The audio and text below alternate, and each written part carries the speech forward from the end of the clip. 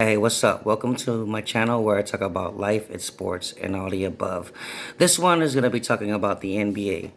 So, let's get into it. So, I know the debate's going on about who's better, MJ or LeBron. So, I'm just going to break it down for you, for all the LeBron fans out there. And this is why, to me, MJ was always and always will be the GOAT. Here's a guy who went to the NBA Finals 6 times and is 6-0 in the NBA Finals. Yes, Jordan lost before in his career, but when he got to the biggest stage, he never lost. He never lost. He won in the biggest stage. That's what they play for championships, right? And Jordan has 6. And also, Jordan has a three-peat on his resume. LeBron does not have a three-peat on his resume. Secondly, another thing is the only real legit all-star Jordan has played with is Scottie Pippen. Rodman, Horace Grant, Luke Longley, and all of them were nice players, but they were all role players. They were not an all-star like Scottie Pippen. So that argument does not fly with me because Jordan, to me, the only legit all-star that Jordan had was Pippen. I mean, LeBron has had Chris Bosh, Dwayne Wade, Kyrie, Kevin Love, and now this year Anthony Davis. So who in their career had more help? LeBron. All right.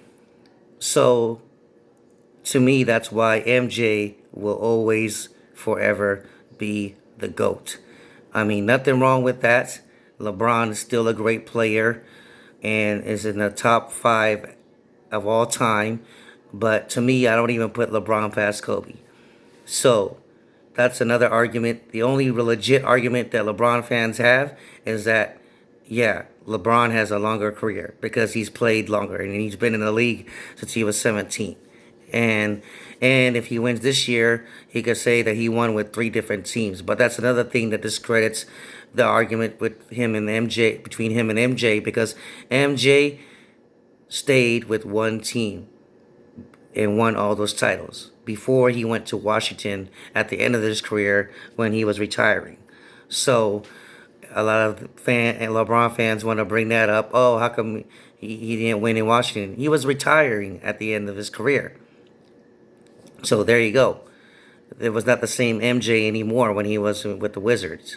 So, Father Time is undefeated. That's something that's going to happen to LeBron. Trust me, it will. It happens to everybody. Father Time never loses in sports. So to me, that's why MJ is always will be the GOAT, is because of all those factors that I brought up. And another biggest one for me is that the NBA back then was more like watching UFC on the basketball court. You know, way more physical than the game ever is today. Nothing, the game doesn't even compare to how the game was back then when MJ played. I mean, literally, you would get elbowed and all that. LeBron would be crying for fouls if he played in that era. So, you know, and then when Jordan came into the league, he took the game global. The game went global simply because of MJ. Everybody wanted to be like Mike. Everybody wanted to be like Michael Jordan. You know what I'm saying? When LeBron came in, he had all that hype. He wore number 23. Oh, I want to try to beat Jordan. I want to beat Jordan, and and all that stuff. So, and for one thing too, Jordan never calls himself the GOAT.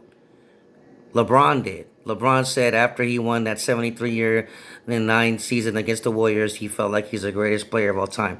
MJ never says that about himself. You know what I'm saying?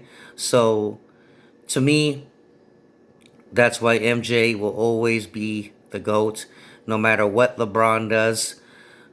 In my eyes, MJ is always still and always will be the GOAT in the NBA. Let me know what you guys think. Like and subscribe my video. I'm out late.